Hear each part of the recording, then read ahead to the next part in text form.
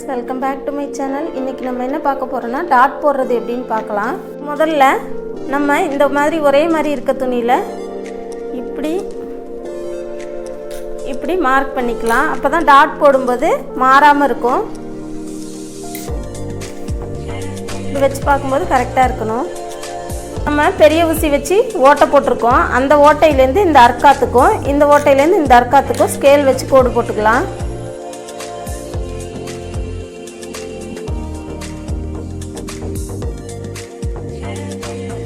கோடு போட்ட இடத்துலேருந்து நம்ம முக்கோண ஷேப்பில் ஒரு இது வரைஞ்சிக்கலாம்.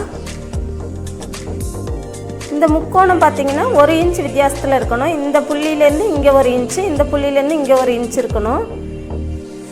அதே மாதிரி இந்த முக்கோணத்துலேருந்து இந்த அர்க்காத் பண்ண இடம் வரைக்கும் இப்படி மடக்கி பிடிச்சிட்டு ஸ்கேல் வச்சு கத்தி மாதிரி 1/4 இன்ச்லேருந்து ஒரு கோடு போட்டுக்கலாம்.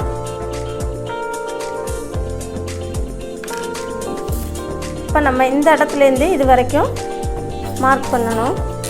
இந்த முக்கோணத்துலேருந்து இந்த அர்க்காத் பண்ணியிருக்க இடம் வரைக்கும் ஒரு டாட் போடுறதுக்காக ஒரு கோடு போட்டுக்கலாம். அதே மாதிரி 1/4 இன்ச் டிஃப்ரெண்ட் வச்சு ஒரு கோடு போடுறோம். கத்தி மாதிரி ஷேப்பில் டாட் போடணும். இப்போ நம்ம ஸ்கேல் வச்சு கோடு போட்ட இடத்துல எல்லாம் தைக்க ஆரம்பிச்சிடலாம். நம்ம இப்போது பெரிய டாட் ஃபஸ்ட்டு பிடிச்சிக்கலாம்.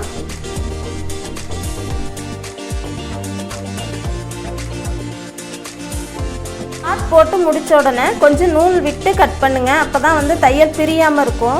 இப்போ நம்ம இந்த ஹூக் பட்டி டாட் போட்டுக்கலாம். கத்தி மாதிரி வரணும் கரெக்டாக.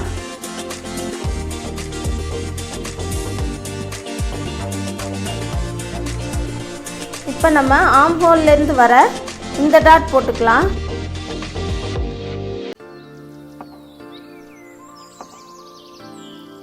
இப்போ ஒரு சைடுக்கு நம்ம டாட் போட்டாச்சு. இன்னொரு சைடுக்கு நம்ம போட்டுக்கலாம்.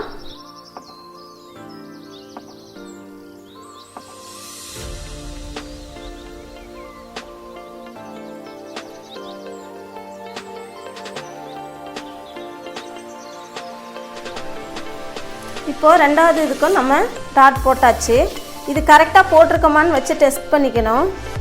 இதே மாதிரி வச்சு பார்க்கும்போது ஆப்போசிட்டில் கரெக்டாக இருக்கணும். இப்படி இது மாறி போட்டிருந்தீங்கன்னா அது தப்பு. கரெக்டாக இதே மாதிரி இருக்கணும் பார்க்கும்போது.